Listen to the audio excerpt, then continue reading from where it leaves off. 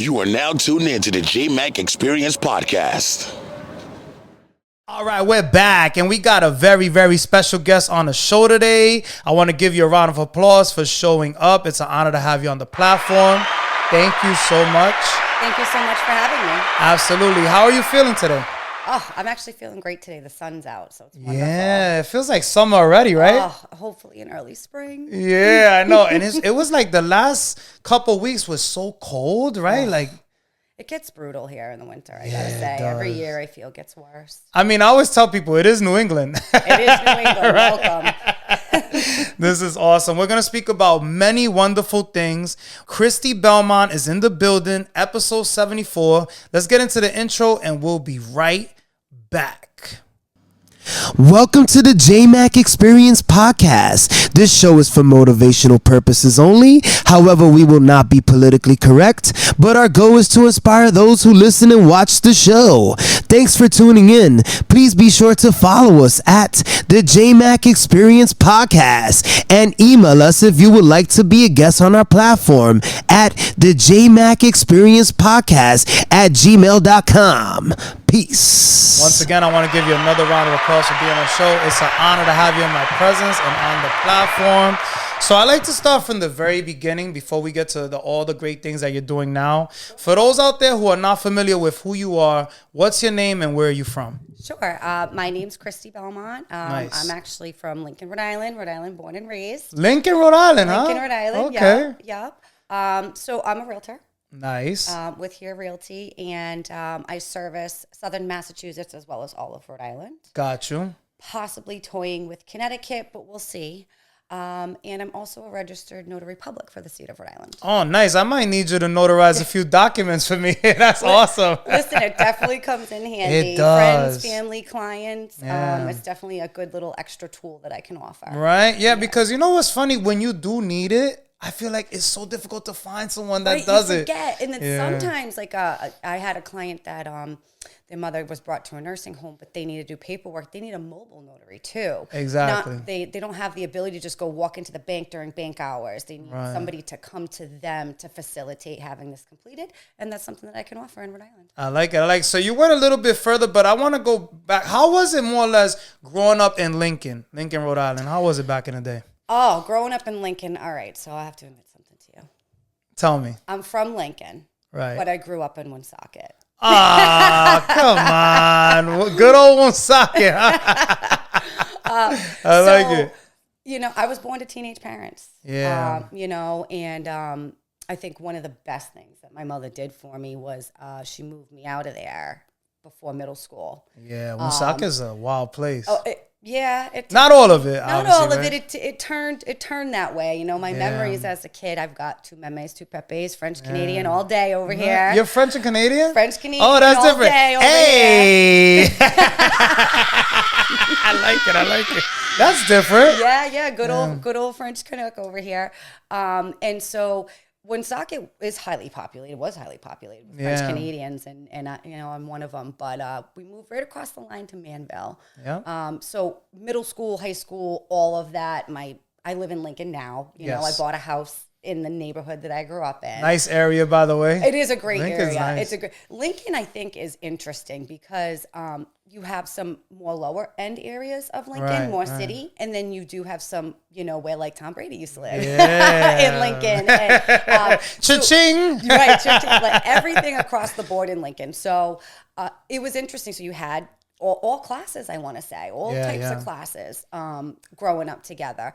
And I think that helped to give me a really kind of broad spectrum on. And diversity, right? Diversity and who I want to be in life and what things you want to achieve. And it was a very different life than my parents had. Absolutely. Growing up in Woonsocket and then becoming, teenage parents. Yeah. Can't imagine That's tough. That was it. It's like kids raising kids, you could say, right? Oh, and absolutely kids raising kids. You know, I give it to my mom. She did the best she could with what she knew, right? But then there's still, I'm a mom, today. I have a 9-year-old girl and I'm teaching myself how to break some of those generational curses that came down the line. Exactly. Alcoholism and addiction and things like that can really get you caught up. And when you grow up in a family that it's normalized, right? You only know what you know. Exactly.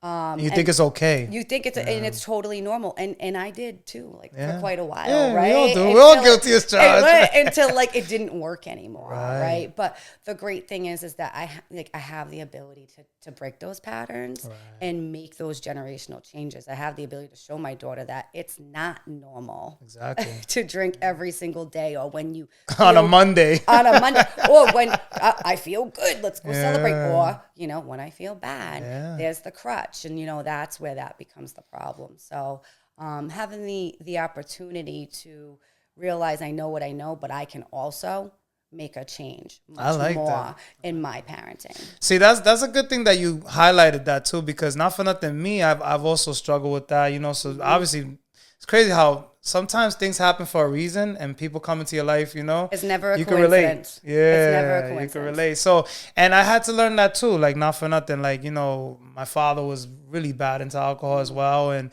I thought that was fine, like getting stupid drunk. And I mean, it's not. You should know your limits, obviously, right? And if you can't, then you might as well just kick it to the curb and not do it at all.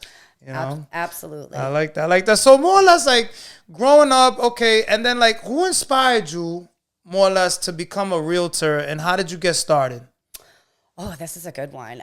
So I was pretty fortunate. I had gotten my first kind of what you call like corporate job when I was 19. Okay. I started in the costume jewelry industry. Custom jewelry? Custom jewelry, nice. Yeah. I started in custom jewelry. So I was a waitress. I was a caterer. I did enroll in one semester at CCRI for business management when I was 18. And then I ended up falling into a corporate job. So I'm not gonna lie, not to cut you off, I could definitely see you as a waitress, like one of those nice Italian restaurants, right? Like, fancy. You got like a nice personality, not for nothing. Yeah.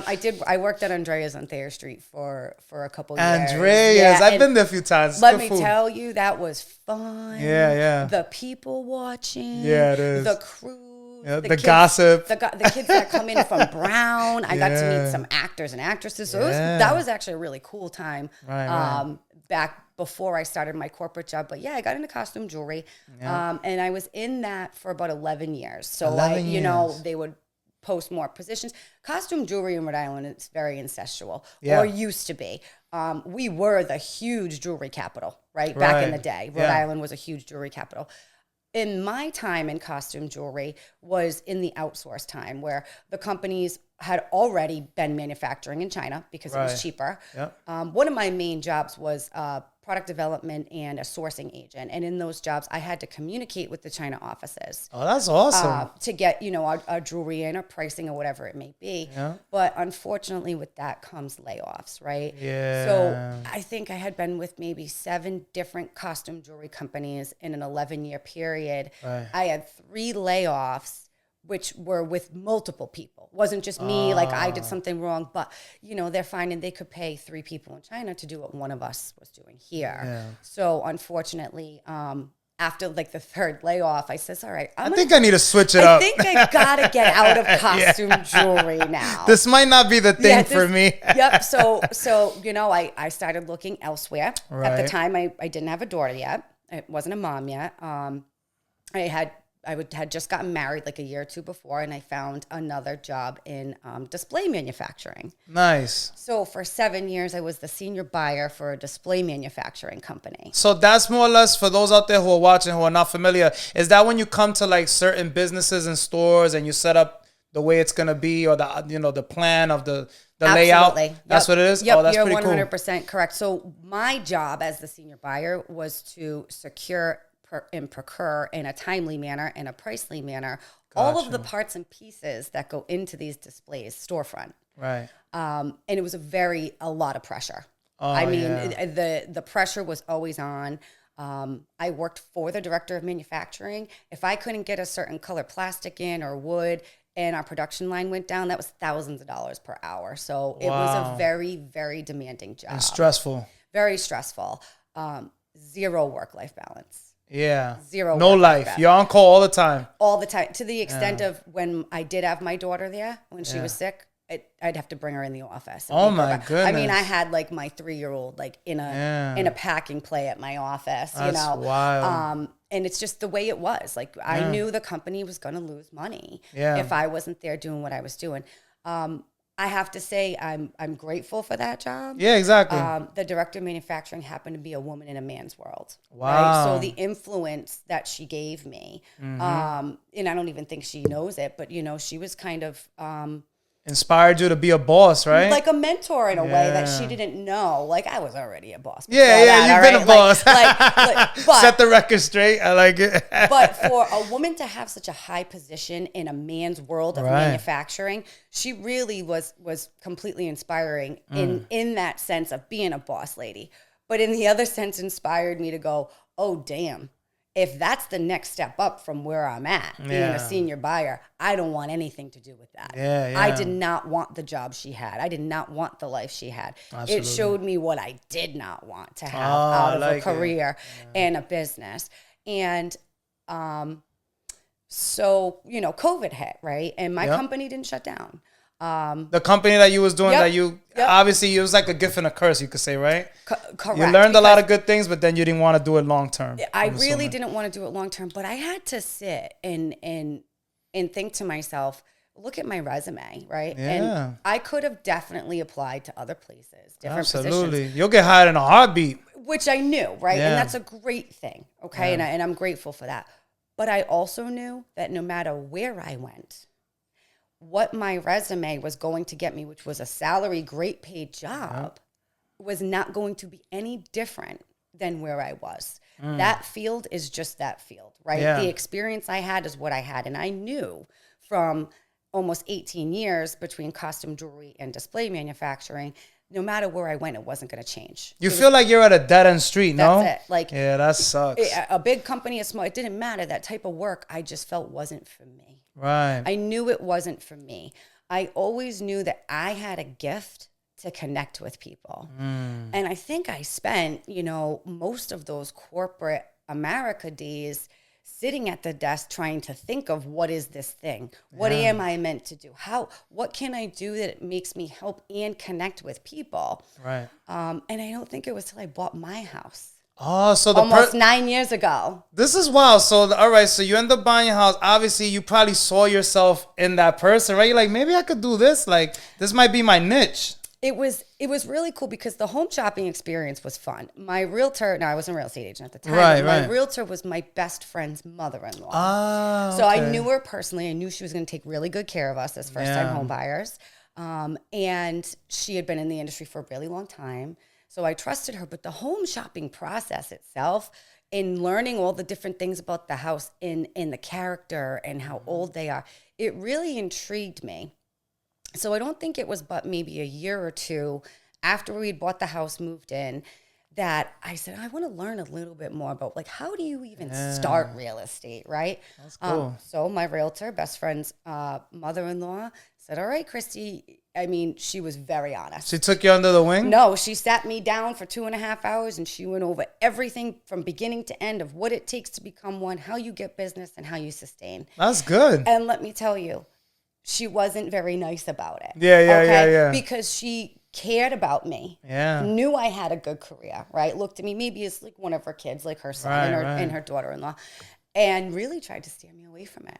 Yeah, because... But she wasn't wrong. Yeah. In anything she said to me and taught me. If anything, she gave me a realistic expectation of what this looks like.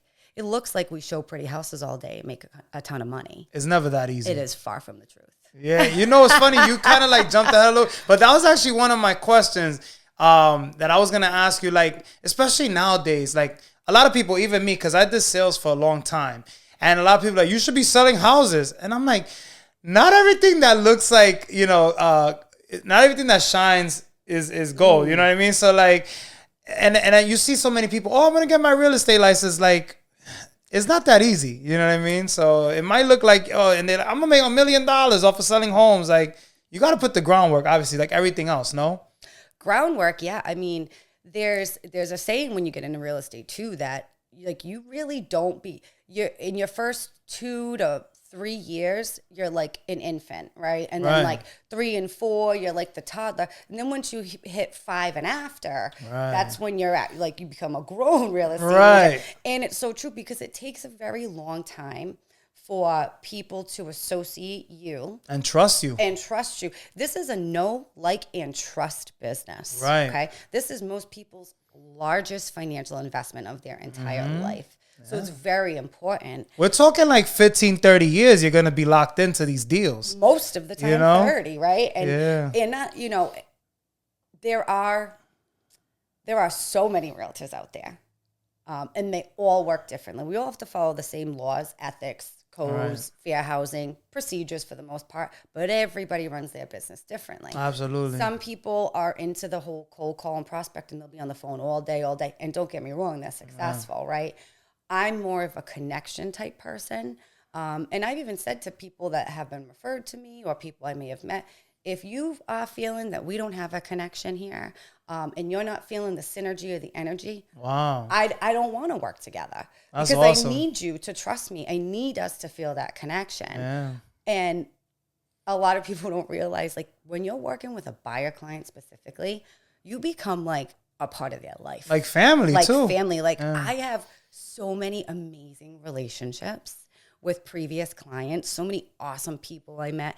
I have referrals, right? Like, I'm able to refer off a bunch of different businesses to people just from those connections that I've made through real estate. Really, really big on supporting the small guy. Soft spot for the small local businesses, especially coming out of COVID. Exactly. Killed everybody. So much so that last April, I actually threw a small business networking event at Kirkbride Country Club. Nice. And it was amazing. There was, I think we had over 25 small businesses in the room, anywhere from DJs to lenders to makeup to homemade gifts. And people collaborated. So it was like a nice, like, seminar type event where everybody can, like, meet up and network. Yep. It was just cool. A big room. We had a DJ who was one of my past clients. Then all the people that came in with their businesses either brought in examples or, you know, like something off of it or something they could walk away with or try it out. And those small businesses all got to meet, and I've seen collaborations come out of it. Nice. Which is just so awesome to see everyone out there supporting each other in the small business world. So I'm assuming, like, things like this is probably what's kept you in it long term, and, like, you realize, you know what, this is something that I really want to do for the rest of my life, correct? Oh, absolutely. That's awesome. I have another soft spot for the first-time home buyer. And this comes from a personal experience. You know, being born to teenage parents, I didn't grow up in that family home, right? Like, a lot of people have a home that they can remember that they grew up in, or maybe their parents are still in it. Right. We were apartment to apartment. Yeah, that sucks. And I can't even tell you the amount of apartments that we lived in. But, you know, I never had that. So when I bought my house almost 9 years ago and sat at that table and got the key and, like, knew that I did this. It's like a relief, right? The feeling is just like, my mother never owned a house. My father never owned a house. To this day, they both have never owned their own home. Yeah.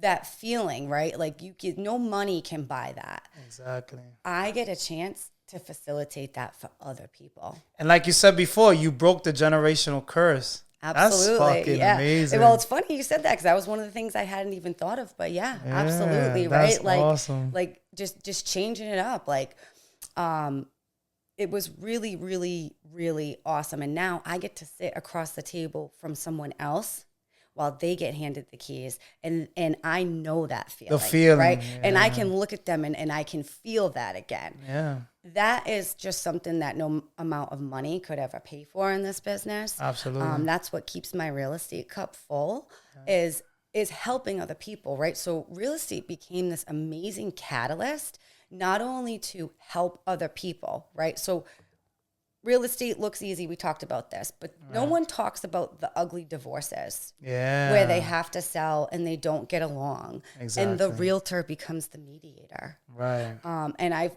you know, dealt with several of these in the last couple of years. Unfortunately, maybe it's the season of life I'm in, but I'm grateful that these people know, like, and trust me enough to bring me into their drama almost. Absolutely. Right? And absolutely. Like, that's a big thing. Like, like, it's hard for people that are either getting divorced or in a financial situation to go call a stranger realtor that they heard of and tell them all their personal business, And how can you help? And you got to pick and choose what to do from there. You know what I mean? Right. And take on these situations. I had 2 bankruptcies. Sellers hated each other. One lived there. We saved it from foreclosure 3 times. Wow. You know what's funny? Speaking of that, I actually had a question too for people that are watching.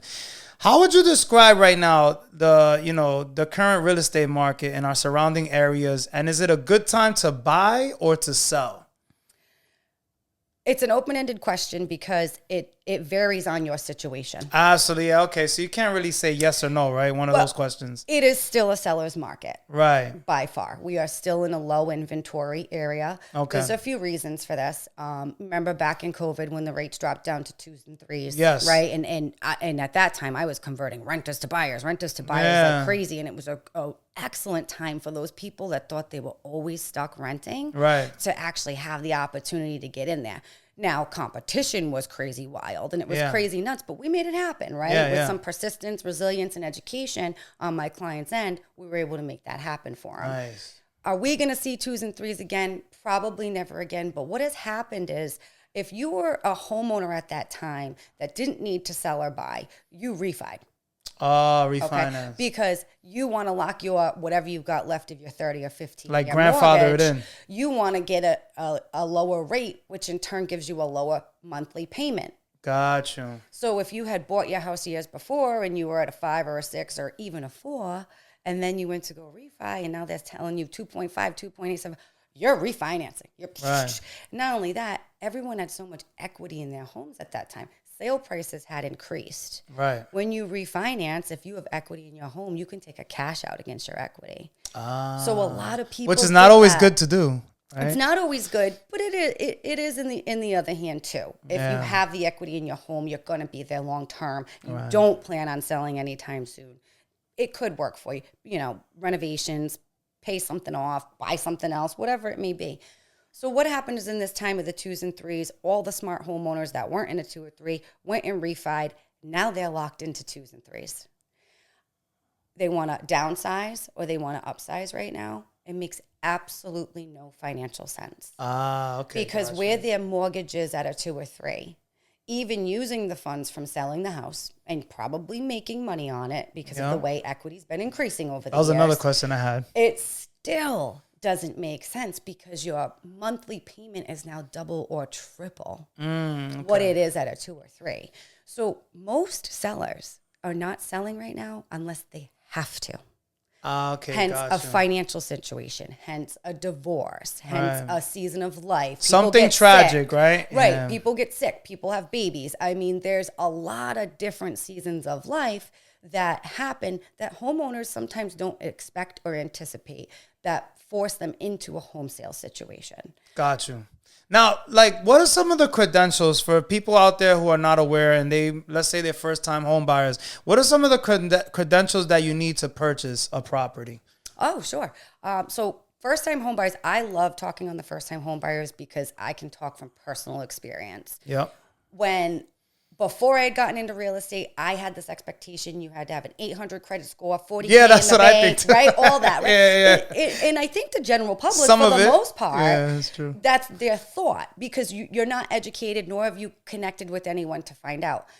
Come to find out, this FHA program, which is first-time home buyers, it's a government-funded program.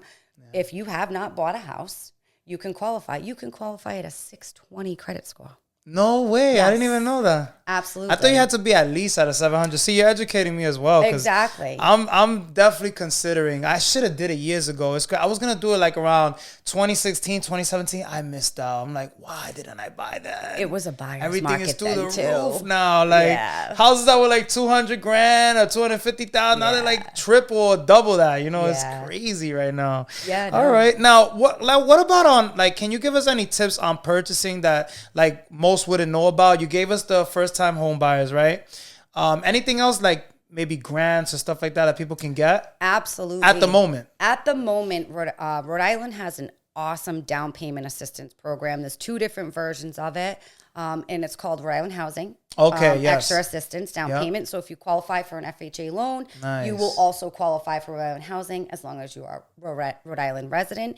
And this is awesome because they'll give you 10 to 15K depending on which loan program you go with.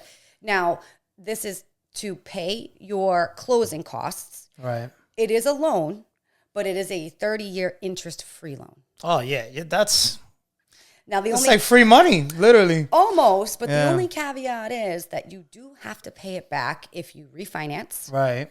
Or sell. Oh, well, it makes sense, right? Right, you got to pay them back. But you're not collecting interest for all that time. So it is super helpful to get people. I mean, for someone that needed to come to the closing table with 24K, they now are coming with 4K. They're now coming with 6K. It really does give those first-time home buyers who think they're doomed to rent it's more forever, manageable, right? Right, the opportunity to get into a home. And I didn't know either until I started going through my mortgage process. And really all it takes is actually find a real estate professional, whether it's a realtor or a mortgage lender, right? Because the realtor can connect you with a great mortgage lender. And I think this is something that the general public needs to know. Yes. It costs nothing for you to contact a mortgage lender and a realtor and start talking about what your journey looks like in real estate and what you're trying to accomplish. All lenders are more than happy to take you in, sit with you, fill an application, let them know what they're going to require, and kind of come up with a to-do list for you. I hear this all the time from people that rent, and we know rents are just... Oh, it's through the roof. You might as well own at this point. You might as well own, and it's... If you knew what I paid for an escrowed mortgage with taxes and insurance compared to what the rents are out there, it's you would be very upset with me right now, probably. Yeah, absolutely. If you're renting, probably the same thing, if not less. And it's much less. Where can people contact you right now if they wanted some advice and stuff like that? Because we definitely got to promote you, promote your brand. How can people follow you? How can they contact you if they're interested in purchasing their first home or properties in general? Sure. So my direct cell phone is always a first go-to. Yep. My number is 401-663-9664. That's my personal cell. You can call or text. Like it. Also, you can follow me on Instagram. It's at Kristie Belmont Realtor. That's nice. KRISTIEBELMONT. And then I had something else also that I wanted to ask, like, because there's a lot of like different opinions. They'll say like renting is a headache. You know, when you buy like a multifamily, some people have told me, oh, when your first home, you shouldn't just get a one family. You should get a multifamily because you can rent it. But renting could become a headache, no? Oh, absolutely. Yeah. I think it really depends on what you're willing to take on. Right. And me too. When I first started talking about buying my house, so many people, get a multi-unit. It's a great investment. And it is. Yeah. But does it make sense for your season of life? And this is why I say, is it a great time to buy or sell? It's always a good time to invest in real estate. Right. Real estate doesn't lose value. The market may go up and down, but you will never lose value. Absolutely. Right? It's almost like a financial security blanket. Really, honestly. Now, when it comes to investment properties, say it was me, when me and my husband were together shopping almost 9 years ago, we had a 1-year-old daughter. Right. We wanted a single family home to raise our daughter, so she had this family home. Right. And that was our season and what fit us at the time. Right. Now I have clients that are younger. They're not married yet. They don't have kids yet, but they want to invest in real estate. That makes a lot of sense in that season of life because they don't mind people living up or down from them or sharing their backyard. They're younger. They have the time for it. And it is really smart to start with an investment property because you could always gain equity, fix it up, gain equity, and then, take a cash out against the equity on that to maybe buy your forever single family when you're getting to that Makes point. Sense. If you want to be an investor of one multifamily or build a portfolio, you definitely have to think about the landlord perspective. Right. My recommendation would be, obviously, if you're first time buying an investment property, I don't care if this is your first house or not. one, you need to talk to a real estate professional. Right. Somebody who's experienced with investment properties. If you're using a specific loan, there are specific ratios of where the rents have to come in for that loan to work. There is a lot of protection you need to put in place. Unfortunately, insurance, stuff like that. Well, yeah, you always have to insure your property and things like that. But you can mandate that your renters have renters insurance because you're only covering that property. It does not cover anything inside of your renter's unit. So rental insurance is key if you are renting. So you definitely recommend renter's insurance? They always ask me if I want renter's insurance when I talk to my insurance for my car. It's crazy you mentioned that. I'll tell you a quick story. Back before I bought my house, my daughter was one. My in-laws owned a 2-unit in Attleboro, and we lived on the second floor of the in-law. We had a house fire. Oh, wow. Yep. And pretty much the insurance company had damaged everything out because I had a little daughter. They didn't want, when you have a kid, they don't want anything exposed to smoke. So they basically called it a wash. I'm sorry to hear that. I had renter's insurance.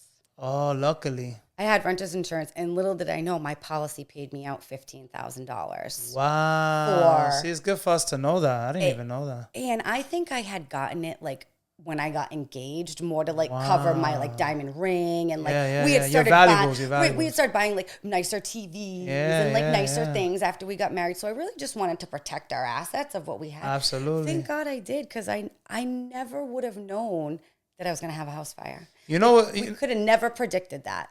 Wow. No, I was going to say, well, especially, in my community, like where I come from and stuff like that, we don't believe in none of that. We're like, we're good. We take things for granted, you could say, like.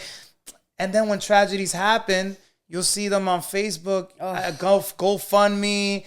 They don't know what to do, but if they would have had renter's insurance, right, it could save you. That was good that you spoke on that. I'll tell you, that extra $20 a month to add to your car insurance for your renter policy. I might get it today. It is so well worth it. Yeah. We were able to take that money and go buy a house. Yeah. We were living in a mobile home in the driveway.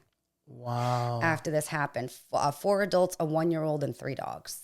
Wow. Yeah. Talk about struggle. You never know what people go through, right? Until you speak with them. Right. You never know. And I didn't think I'd be sharing that story today, but I think that is awesome. Something positive. I'm glad you gave us that. Definitely go grab some renter's insurance. Yeah. Now, how do you see the real estate industry evolving in the next 5 to 10 years? Oh, well, this is the thing about real estate. There's no magic 8-ball, right? So we can't tell you if the rates are going to go up or down. We have predictions. There's tons of people in finance that predict this, and the government did this, and the Fed's doing that. We really don't know, though. And if we did, we'd all be rich. Exactly. Right? Everybody would be doing this if this was easy. Mm-hmm. Do I see sale prices coming down? No. No time soon? Slowly. I think they will start to trickle down. Right. And they are. We have more longevity on market than we've had in years before. So something that would go in 2 weeks has now been sitting 30, 60 days, even move-in ready. But at the same time, the buying pool has changed a lot in the last 5 years.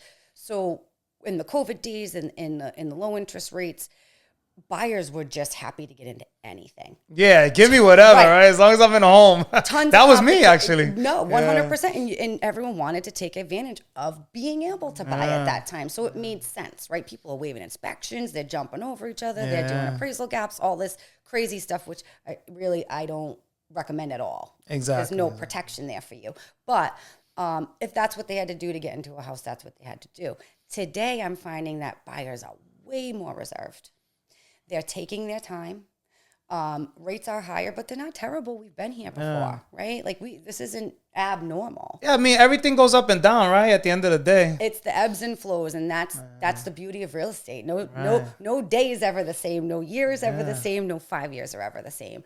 And I think that's why I enjoy it too. I love that every day is different. Yeah, that's cool. I love having to change what we're doing and pivot with the times. Educate myself so I can continue educating my clients properly so they can make the best decisions. Absolutely. What I see happening is the sale prices will come down a little bit, which has already kind of started to happen. But that's all in us in this industry. Right. At the end of the day, a house is worth what a buyer's willing to pay for it. Exactly. And I think that we forget that, right? Yeah. And we're throwing these houses up at these crazy sale prices. Oh, why isn't it selling? Well, the buyers are telling you why it's not selling. Exactly. Right? Exactly. It's outpriced. Then we underprice some things and sell it over $60K over asking with 20 people out the door. Well, we know what we're doing, right? We know what's up. It's all a hustle sometimes too. At the end of the day, right? It's a game. You got to make your money, right? You got to make your money, and it's a game we play, and people play it differently. Yeah. So I can't tell you. Wish I could tell you. Yeah, you can. But you know what? You gave us some great advice. But what I can say is that it is never a bad time. All right. To invest in real estate. When I tell you, I have people reaching out to me probably daily to help find rentals. Okay, because rentals are so hard to find right now. Coming out of COVID, landlords got a lot more strict. Oh, yeah. Too strict. They want you to make 3 times the amount of the. If these people made this money, do you think they'd be renting? Exactly. Do you think that they want to pay you for your investment in your equity, in your financial gain in the end? No smart person really wants to do that. But some people just can't, right? Yeah. Like they don't have that opportunity. And so, I think that it's really important that we continue to educate. Right? Absolutely. Right? Mr. Renter, if you're out there and it's killing you, I'll remind you that you are paying 100% interest. Absolutely. If you're sitting around waiting for a 2 or 3, you're going to be waiting a long time. The time is now, right? The time is now. That's the best advice you gave us. If we're in a 10, 12, 7, 5, or 2, it doesn't matter. It doesn't matter. Get in that house. Get in that property. Give yourself something that's generational.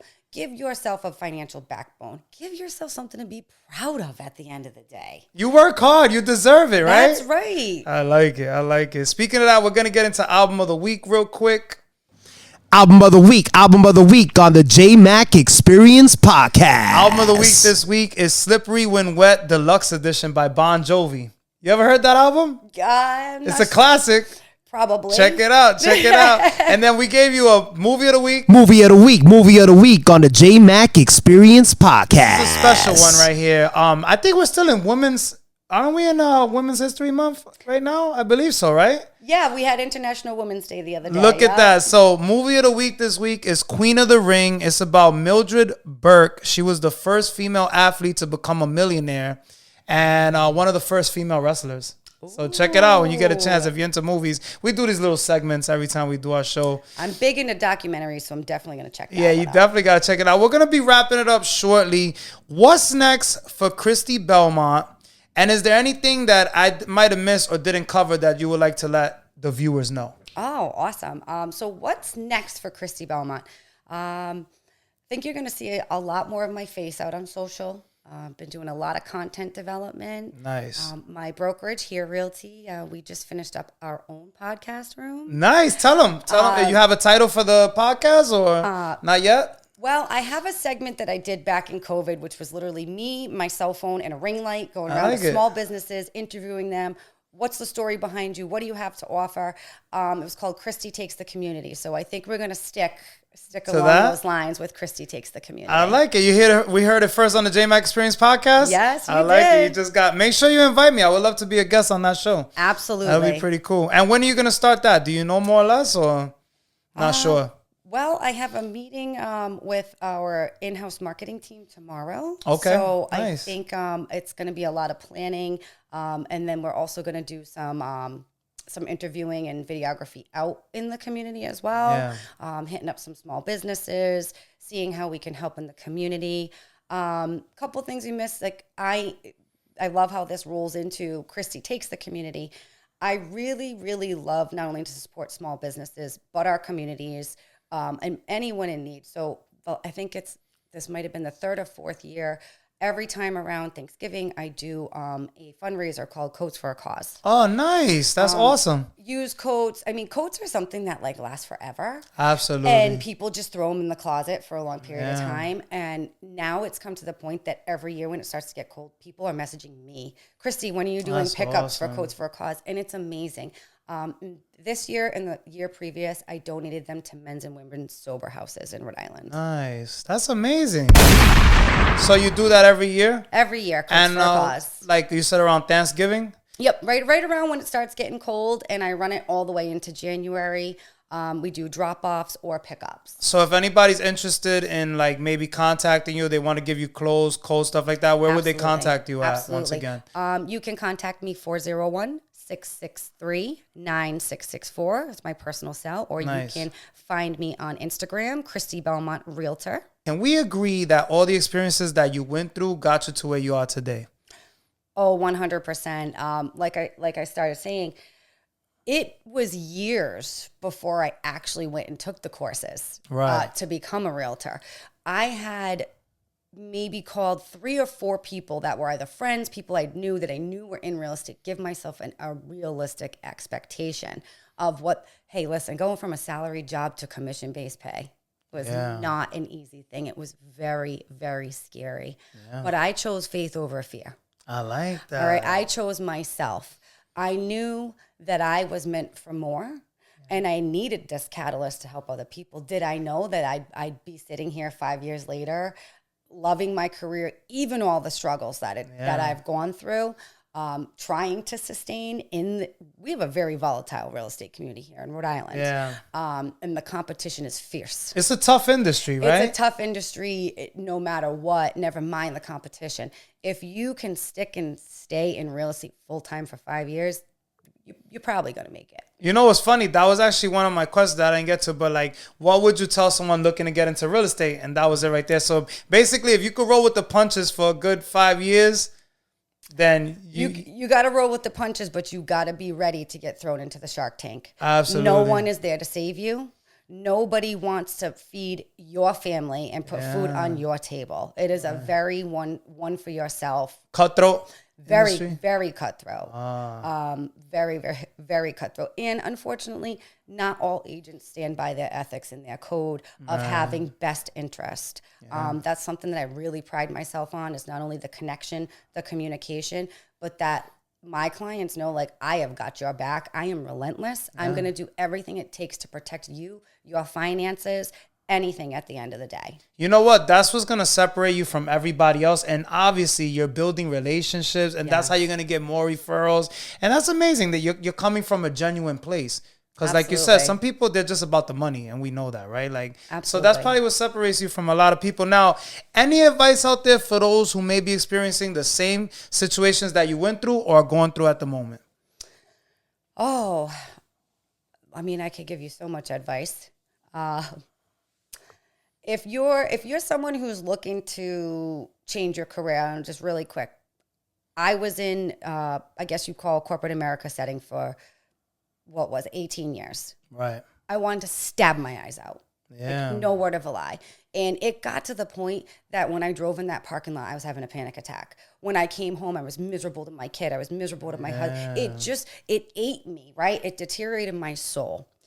If you have something that sets your soul on fire, and there is a bit of fear to whatever that is, you got to get over it. Wow, you got to choose the faith over fear. Yeah. Because the reward at the end is, even if you fail, you did it. You will lay your head down at night knowing, I went after something that set my soul on fire. And I find too, when we get out of our own way, right, and we let our higher power take our will and take over and say, just guide me to where I'm supposed to be, the most amazing opportunities come. It's true. When you let go. Yeah. Right? Like, stop trying to control overthinking, right? Overthinking. And fear is really just you being afraid of someone else's opinion. Yeah. Who gives a shit? Yeah. It's all about you. This is about self. You're living this life. You get one. Absolutely. So something sets your soul on fire, you better do it. I swear, I think you're speaking right through Jesus right now. Because the other day, you have your moments where you're doing things and you're like, what the fuck am I doing, right? Like, I'm getting older. Is this shit gonna work out? And like, something told me though in the back, it's always that voice in the back of my head, keep fucking going. That's right. Don't stop. You know what I mean? And the guest that I had, shout outs to Joe Casso, the gentleman before you, he was even saying, you might be right there. you might be right there. Like people give up and they're almost right there. You know what I mean? So that's wonderful that you said that. Any last words or special shout outs that you would like to mention before we sign off? Well, one, I want to thank you so much for having me here absolutely. today. It was an honor. Truly. Like this was just so, and like I said, like once you open up, right, like I'm in a season of really trying to build out my content, get back out there on social media. I really, really am very passionate about bringing real estate education to the general public, because the media, a lot of misinformation. A ton of misinformation. But I also want people out there, especially the renters out there, to know like you can achieve too. Yeah. You can get your first house. Even if you think this is never going to happen for me, I don't make enough money, I'm in debt. Contact me, contact a local lender. I can hook you up with one. I've got some great guys that I've been working with for years. Our specialty is first-time home buyers. A bunch of them have Rhode Island underwriting in-house, so they have first connections. And listen, you say you're not ready. How do you know? Yeah, you got to try it, right? If you don't know, you haven't talked to a real estate professional or a lender yet to know even what is required of you. You don't know. So I recommend, if this is a goal of yours now, 1 year, 10 years from now, reach out to me. Let me connect you with a mortgage professional that is more than happy to give you a to-do list and properly show you how to get there if the time isn't now. It's very important. Yeah. Stop procrastinating. Stop procrastinating. I used to be the queen of procrastination, and it's something that I'm still. We're all guilty of it. I do it now. We are all guilty of it. But just like I said, like when I gave my one, said, you know what, I'm going to put myself in front of the camera, even if I'm not feeling great today, even if I'm not feeling like I look my best today. Yeah. People need to hear my message.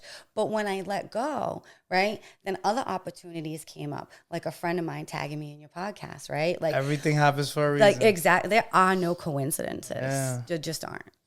It was an honor to have you on the platform. Thank you so much. You gave us so much information. This was truly amazing. Episode 74, Kristie Belmont. Make sure you contact her.